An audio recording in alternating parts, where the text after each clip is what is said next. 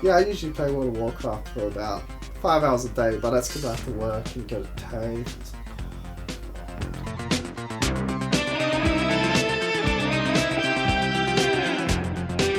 They were like, oh yeah, it's good, you know, it's like nothing ever before, it's the greatest game, and for a time I thought they were correct.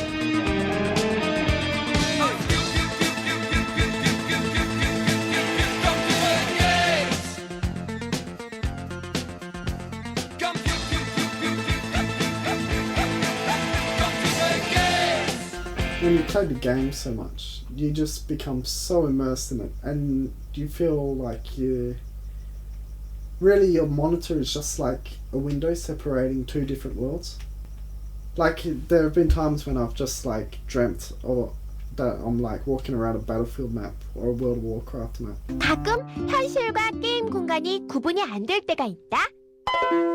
꿈에서도 게임에 관한 꿈을 꾼다.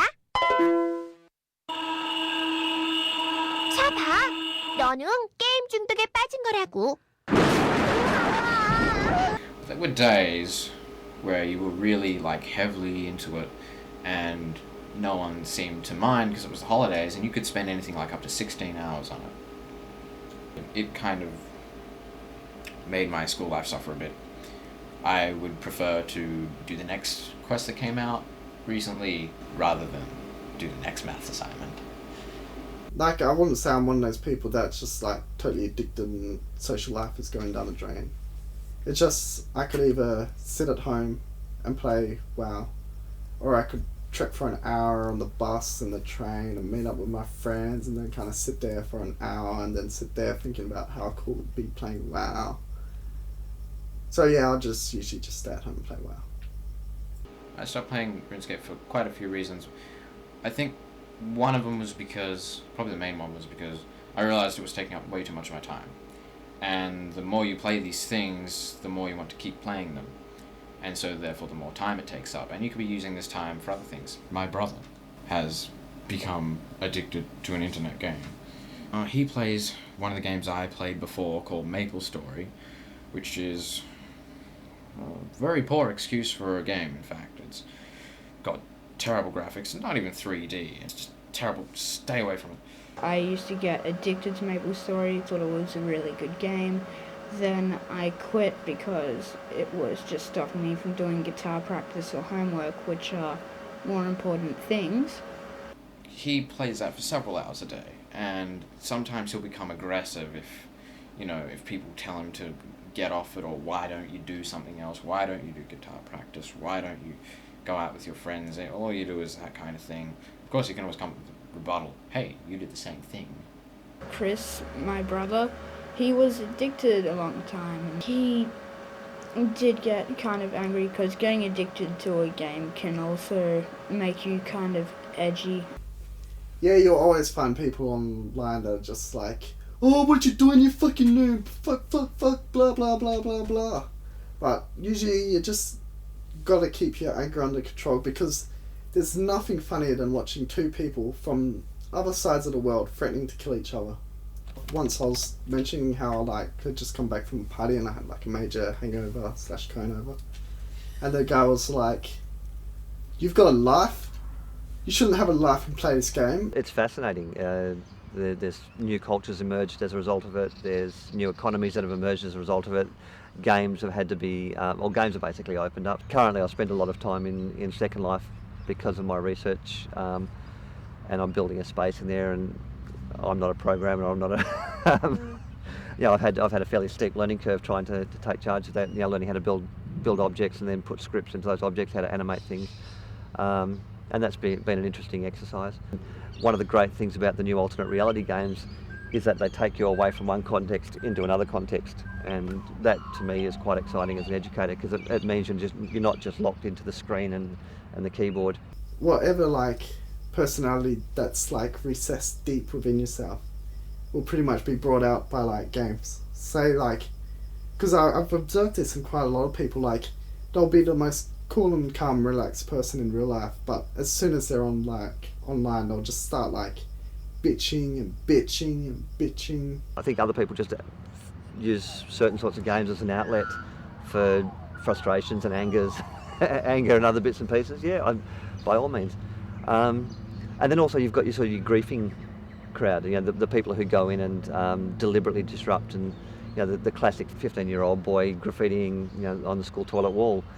I think what it does is allows us to reveal different aspects of our own way of being anyway. I think if you've got even a vaguely nasty sort of streak to you, that will find an avenue somewhere in certain types of gameplay. If you're very compassionate, there'll be sorts of games that will allow you to find those sort of things and emphasise those. Oh, well, he's a paladin, so it means like everyone pretty much benefits from having me in the group. But he's also really strong melee orientated and a strong healer. So I pretty much can do anything. And so everyone usually has a use for me in the group. One of the things I like to do most would be to gather my friends and go out into the wilderness and murder other players.